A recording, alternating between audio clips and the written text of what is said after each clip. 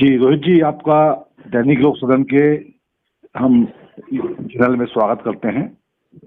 Thank you sir. और आप सब जानना चाहते हैं आपके अनुभव को, जो अभी आपने गांव में जाकर के जिया है।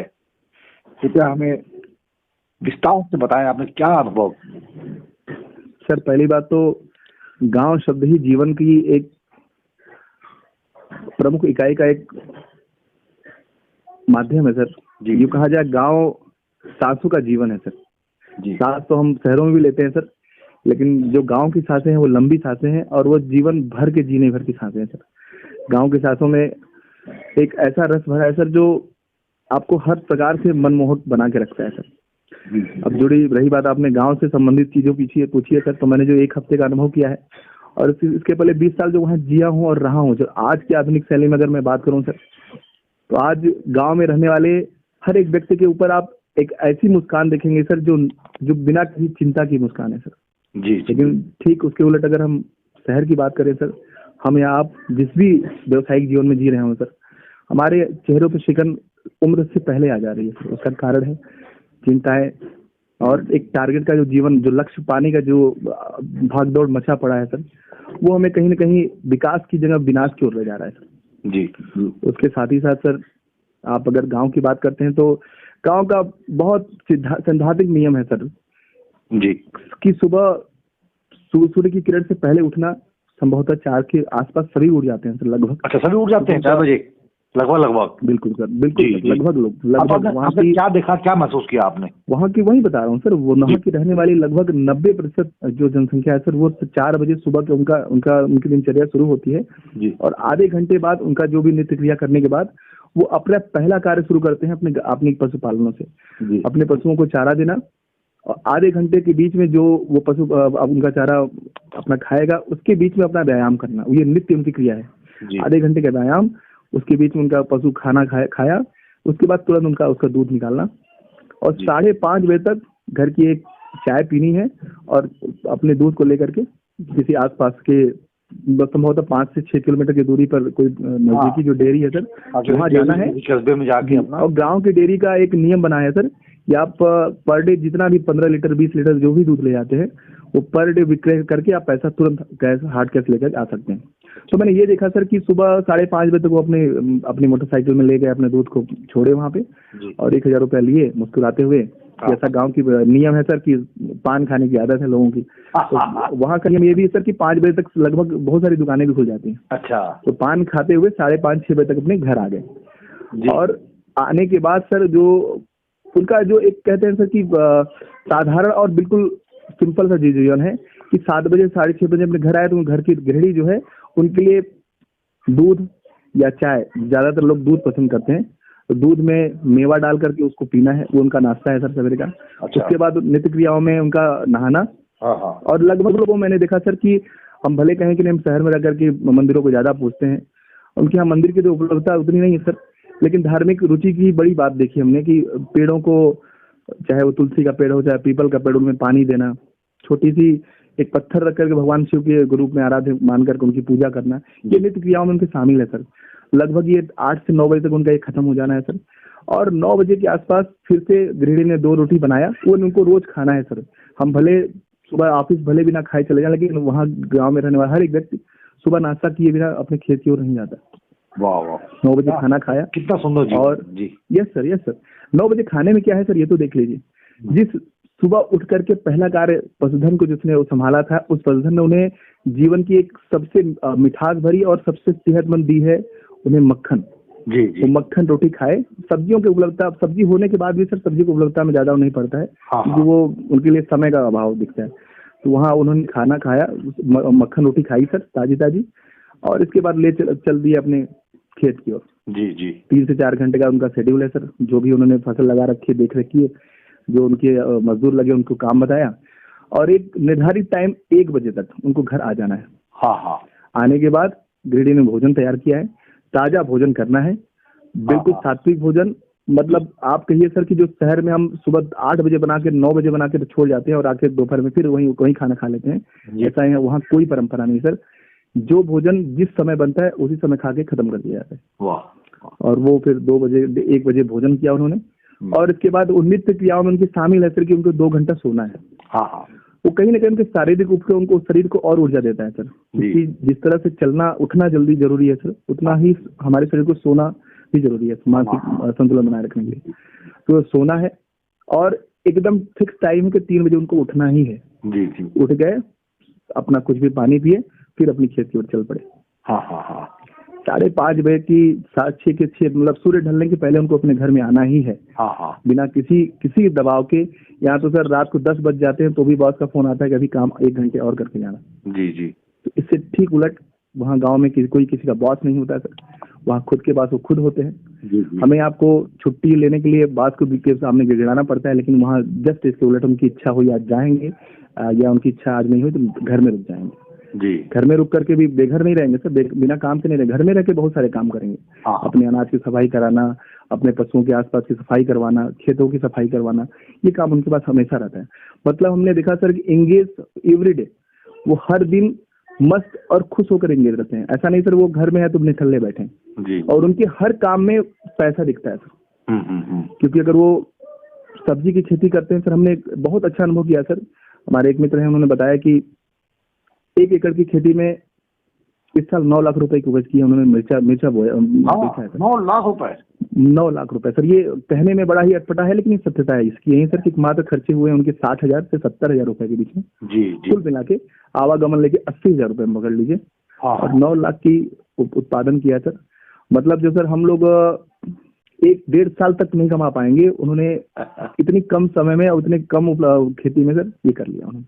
तो ये भी बड़ा अचीवमेंट है क्योंकि हमने ये भी देखा सर कि संसाधनों से परिपूर्ण है शहर के ठीक उलट उनके पास संसाधनों की भी कोई कमी नहीं है सर। हम जो 5 लाख की गाड़ी लेकर के दम भरते कि हमने गाड़ी खरीद ली है, उसके ठीक उलट 12 लाख का ट्रैक्टर उनके यहाँ खड़ा रहता है सर। हाँ। जिसका उनको कोई मान नहीं होता, कोई दम नहीं होता उनका। खेती के उपकरण इतने महंगे हो चुके हैं लेकिन वो सारे उपकरण उनके खेत पे आपके द्वार पे उनको दिख जाएंगे सर। तो लगभग 20 लाख के आसपास हो जाएंगे होते हैं सर। जी जी। अगर टोटल की गिनती की जाए सर तो 12 लाख की ट्रैक्टर हो गई सर। हाँ। रोटावेटर 1-1.5 लाख रुपए का आता है सर। पंखे आते हैं, कल्टीवेटर, बहुत सारे ट्रालियां करके सर 20 लाख के आसपास वो रहता है। हाँ हाँ। तो ये अनुभव ये किया सर कि गांव इंसान को वास्तविक रूप से जीवन की एक सही परिपाटी से जोड़ता है सर, और शहर ठीक उलट इस चमक धमक में सिर्फ हमें चला ही रहा है सर, और चलते चलते हमें कहीं गुमराह बना के रखा है। जी जी। तो इसलिए शायद कहते हैं सर कि गांव, जो शुरू से कहा गया कि गांव में ही जीवन बसता है, तो ये बिल्कुल सही है सर। जी जी जी। मतलब अभी जब आप लगभग 1 सप्ताह की यात्रा पर थे अपने गृह ग्राम, तो वहाँ का उल्लास में जीवन देख करके आप हृदय से उल्लास है सर। उल्लास तो सर वहाँ सदियों हमेशा ही बसता है। मुझे लगता है कि उल्लास की जो परिभाषा है वहीं से लिखी जा सकती है, वहीं को देखकर ही बोली जा सकती है सर। उसके ठीक उलट हमने देखा सर कि गांव बहुत सादगी भरा और गांव में आवश्यकताएं बहुत सीमित है सर। हमने ये भी एक महसूस किया सर। जो सबसे बड़ी बात मैं आपसे बोलने जा रहा हूँ कि गांव में सिर्फ 2 ही चीज की मुख्य रूप से आवश्यकता है। एक है कपड़ा सर, और किराने के सामान में सिर्फ डिटर्जेंट पाउडर और शरीर में लगाने वाला साबुन जी। इसके अतिरिक्त आप अगर किसी पदार्थ का नाम लीजिए तो मैं बता दूं कि ये गांव में उपलब्ध है फ्री ऑफ कॉस्ट। बस उनको खेती करनी है। जी जी। सब्जी उनके घर में उगती है सर। हाँ हाँ। तेल उनके घर का होता है सर, क्योंकि सरसों का तेल ज्यादातर लोग खाते हैं। हाँ हाँ। घी उनके घर में होता है सर। चावल दाल गेहूं मटर चना जो भी हम खरीदते हैं सर, वो उनके घर में होता है जी। उन्हें खरीदने के नाम पे सिर्फ कपड़े, जूते और आपके सिर्फ साबुन और सर, मतलब कुल खर्च अगर मैं देखूं सर महीने का 1,000 बहुत ज्यादा होता है उनके लिए। जी जी। क्योंकि रंग ढंग का कोई होता नहीं सर। उनका एक परिधान निश्चित है, कुर्ता पजामा या लुंगी टी शर्ट। जी जी। तो इसकी जरूरत बहुत ज्यादा नहीं पड़ती। साल में 2-3 खरीद लिया, हो गया। जी जी। हमारे यहाँ सर की 7 दिन ऑफिस का ट्रेड है, तो हमें 7 कपड़े कम से कम अनिवार्य रूप से रखने पड़ते हैं। कहीं आने जाने के अलग 2-4 कपड़े, तो 10 से 15 कपड़ों का सेट रखना पड़ता है हमारे लिए। हम घर में आए तो भी लोअर टी शर्ट पहन रहे हैं, तो हमें 4 उसके कपड़े खरीदने पड़ते हैं। तो हम सर खरीदते ही बस अपना जीवन चलाते हैं। और उसके ठीक उलट वो संसाधनों के जितना ही मतलब उपयोगिता उनकी है सर बहुत कम है सर। मतलब संसाधनों में जकड़े नहीं है सर। हम बहुत संसाधनों की मतलब मजबूर हैं सर।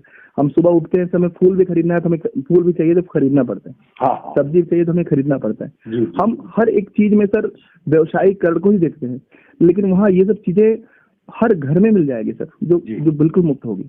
जी, जी, जी, और विनिमय का जो नियम चला है सर कि अगर मेरे घर में नींबू है और किसी घर में टमाटर बोया हुआ है सर, हाँ, अगर व्यक्ति वो मेरे घर आया तो हमने उसको अगर बदले में नींबू दिया तो वही प्रेम के बदले हमको टमाटर दिया है।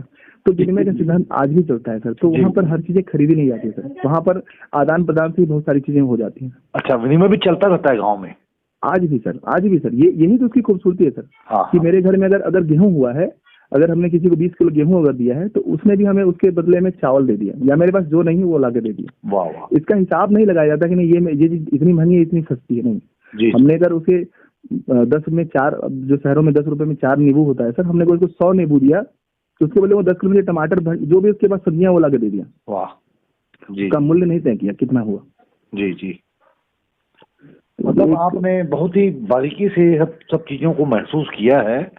और मुझे याद आ रहे हैं महात्मा गांधी जी भी कहते थे कि गांव जो है हमारा समृद्ध है और उसे ही हम और ज्यादा समृद्ध बनाएं।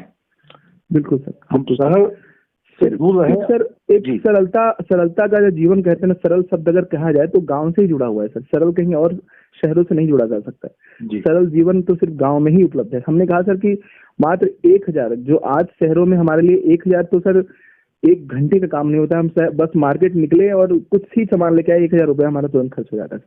वो उनके 1000 रुपये उनके पूरे मासिक खर्चों में आता है सर। अच्छा, जो खर्चे हम 1-2 घंटे में कर देते हैं शहरों में सर, वो उनके मासिक खर्चों में जुड़ा है वो। जी, जी, जी, बहुत ही बारीकी से आपने ये सब परीक्षण किया, देखा और बताया हमें। बहुत अच्छा लग रहा है रोहित जी।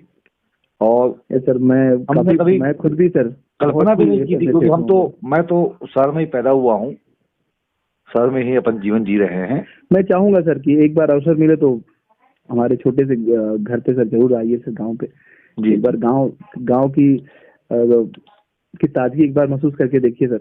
जी, जी, आपको ये जरूर महसूस होगा सर, क्योंकि एक शांति और स्वच्छ वातावरण से भरा हुआ गांव जो है सर, वो ये आपको जरूर महसूस कराएगा कि जीवन जीना है तो बस इन्हीं जगहों पर रहा जाए। जी, जी, जी, ठीक है, मैं मान सकता हूँ सर कि रोशनी की चकाचौंध वहाँ नहीं मिलेगी, गाड़ियों की शोर शराबे नहीं मिलेंगे सर, लेकिन जो मिलेगा वो सुकून, वो सर आप कई लाख रुपए खर्च करके भी शहर में नहीं खरीद सकते। जी, जी, जी। कुछ और ऐसी बात जो आप बताना चाहें, क्योंकि आप ने शिक्षा ग्रहण की, उसके बाद आप शहर आ गए और यहाँ का जीवन जी रहे हैं, और वो पुरानी यादें भी थोड़ा बताइए आप, जिसको आप। सर बिल्कुल, मुझे लगता है कि आज मैं अगर शहर में कहीं भी अगर सफल होने की राह पे जा रहा हूँ सर, तो इसकी सबसे पहली कड़ी और सीढ़ी है मेरा गांव सर। तो गांव ने जो मुझे सभ्यता और संयम सिखाया सर, और मुझे संस्कार दिया, उसी का उपयोग मैं शहरों में करता हूँ। किसी अधिकारी से बात करने की अगर शैली मेरे में कुछ भी है सर, अगर मुझ में अगर एक अंश भी अगर अच्छे शब्दों का मैं उपयोग कर पा रहा हूँ तो गाँव ने हमें दिया है। क्योंकि गाँव में सर एक नैतिक परंपरा का शुरू से ही नियम बनाया गया कि हम अपने बड़ों से किस शिष्टता से बात करेंगे। शिष्टाचार की एक पहली कड़ी वहीं से शुरू होती है सर, क्योंकि गांव के हर एक व्यक्ति को हम बचपन में जब हमने जीवन देखा सर, तो हमारी पहली सीढ़ी हमारे माँ बाप ने हमें ये सिखाई कि किसी व्यक्ति को, चाहे वो छोटा हो या बड़ा, उसे तुम शब्द का प्रयोग नहीं करना है। जी, जी, आप शब्दों की विशेष महत्ता बताइए। लेकिन आज शहरों में अगर देखा जाए सर, तो दुर्भाग्य में कहूंगा कि शहर के हर एक बच्चे में तुम बोलने की आदत हो चुकी है। जी, जी, तो बेहद अफसोसजनक है, क्योंकि हमारी भारतीय सभ्यता अच्छे शब्दों के लिए जानी जाती है, क्योंकि हिंदी भाषा तो हमें संस्कार ही तो सिखाती है सर।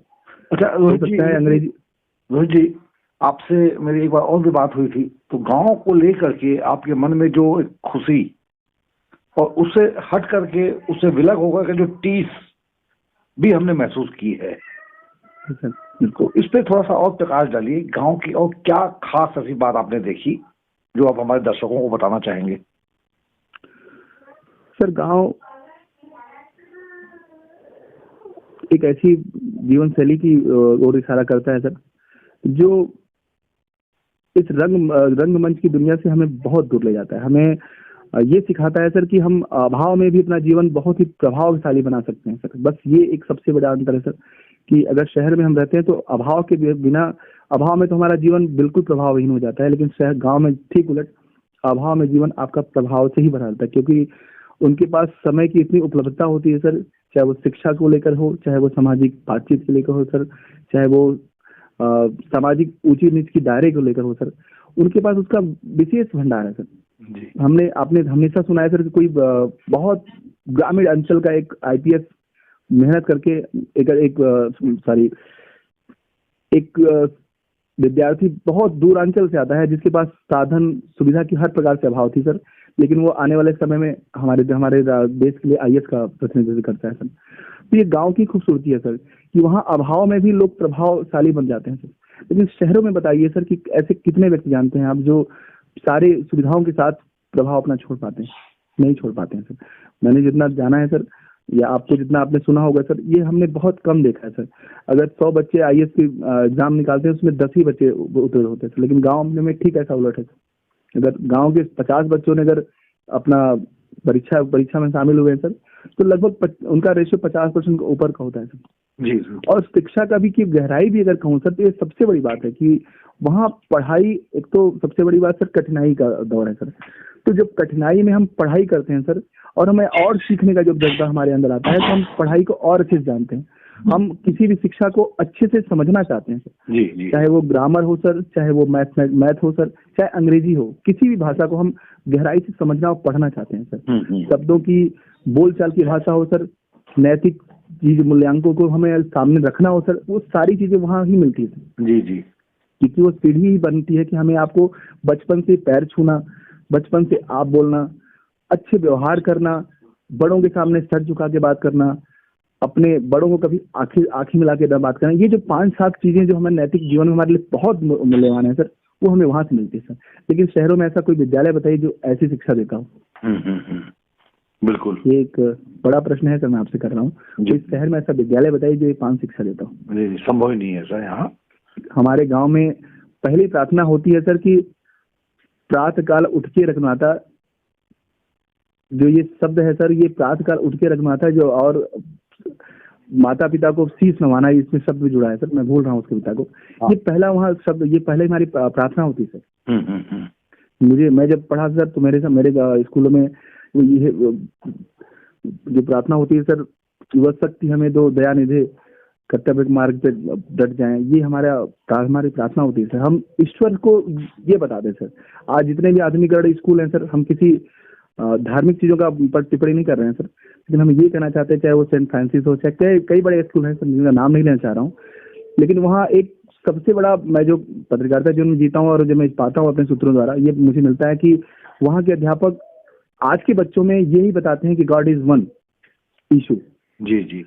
तो सर ये जो शब्द है, ये जो बताने का चरण है, ये थोड़ा ठीक नहीं है सर हमारे लिए। तो हमें ये बताया गया है कि महात्मा गांधी जी ने हमें जो हमेशा संबोधन किया है कि सबका मालिक एक, तो हमें ईश्वर सब में दिखाया गया, चाहे वो हिंदू हो, चाहे वो मुस्लिम हो, चाहे जितने भी देवता हैं ईश्वर के, उस सबको एक बताया गया। जी। तो हम सारे धर्मों का सम्मान करें, ये भी गांव में पहली प्राथमिकता रही सर। जी। आज भी आप सुनते होंगे सर, कभी भी धार्मिक उतापात वहाँ नहीं होता सर। हर एक धर्म में सभी लोग एक साथ एकजुट होते हैं सर। ये सबसे बड़ी खूबसूरती है सर वहाँ की। जी। अब चलते चलते हम आपसे जानना चाहते हैं आदरणीय रोहित जी, आपने बहुत ही अच्छे तरीके से प्रकाश डाला है गांव के जनजीवन पर। हम ये जानना चाहते हैं आपसे, जब आप गांव पहुंचे तो गांव में जो जीवन है वहां का, उसमें कितना आप आत्मसात हो पाए, कैसा जिया आपने? सबसे बड़ी बात सर कि मैं कहूँ तो गांव एक ऐसा आंचल है सर, जिसकी गोद में अगर बैठ लिया जाए सर, तो खुशी फिर खरीदने की जरूरत नहीं पड़ती सर, वो अपने आप मिल जाती है। हम शहरों में खुशी पाने के लिए दूरांचल जाते हैं। आज भी शहर के लोग उठ के कहाँ जाते हैं? सवाल मेरा आपसे ही सर। आज के भी दूर, अगर हम आपको कहीं शांति चाहिए तो हम क्या करते हैं सर, यहाँ से 100 किलोमीटर दूर किसी जंगल में जाना चाहते हैं, किसी माउंट एवरेस्ट की साइड जाना चाहते हैं, मतलब हम दूर जंगलों की ओर भागते हैं सर। हाँ, तो सुकून है सर। तो ये सर जब भी किसी, अब मैं तो सर उसी गांव से रहने वाला हूँ, 20 साल वहाँ जीवन बिताया हूँ। मैं अपने स्नातक की पढ़ाई वहीं से किया हूँ सर।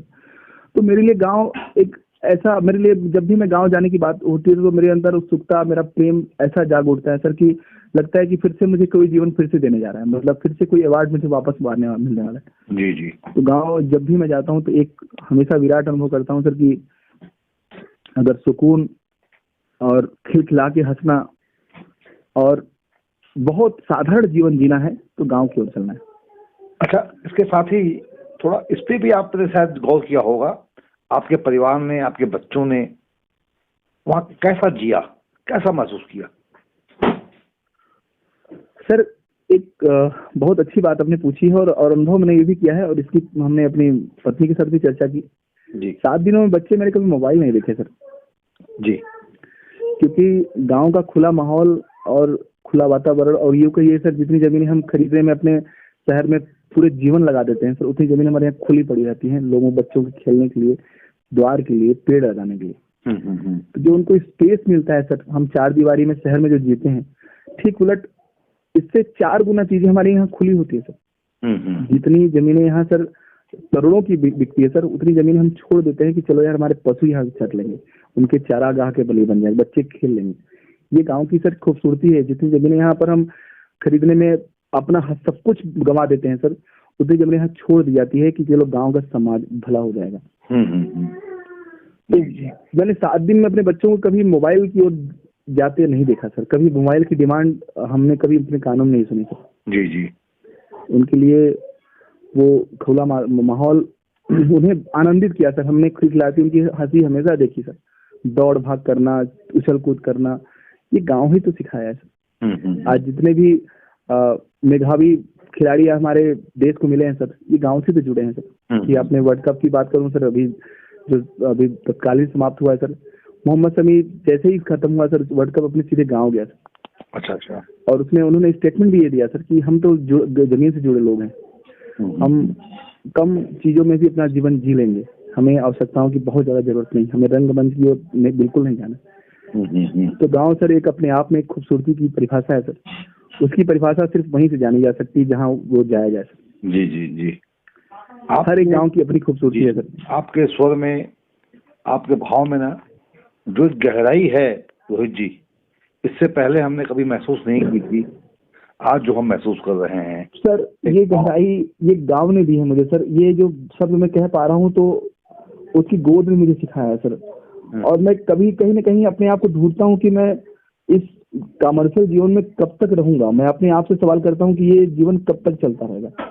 और मेरी अगर भविष्य की बात करिए सर तो मेरी यही इच्छा है कि एक समय आए कि इस लाइफ से रिटायरमेंट मिले और फिर से उस सुकून भरी जिंदगी में जाया जाए सर। हमें ठीक है सर, हम नहीं मानते कि हमारे पास अरबों करोड़ों रुपए है या लाखों रुपए की संख्या में कोई पैसा आएगा सर, लेकिन जो आएगा मेरे लिए बहुत पर्याप्त होगा सर। जी जी। क्योंकि ना ही मुझे किराया देना है सर, ना ही मुझे सब्जियां खरीदनी है, ना ही मुझे दूध खरीदना है, ना ही मुझे किसी प्रकार कोई फल लेना है। ये सारी उपलब्ध मेरे गाँव में, मेरे क्षेत्रों में मिल जाएंगे सर। जी जी। और कोई मेरा शहरी आ गया तो मैं वो सब चीजों से मैं ताजी और देसी चीजें उपलब्ध कराऊंगा और उसका कोई कॉस्ट नहीं लगेगा। जी जी। संभव हो पड़ा तो उसके लिए शहर के लिए भी दे पाऊंगा। जी जी। बहुत ही आनंददायक बातचीत रही आपसे। सर मुझे भी अच्छा लगा सर, आपने मेरी पुरानी यादों में ताजा कराया सर, अच्छा लगा। जी जी। Thank you so much. आपका हृदय से धन्यवाद भाई।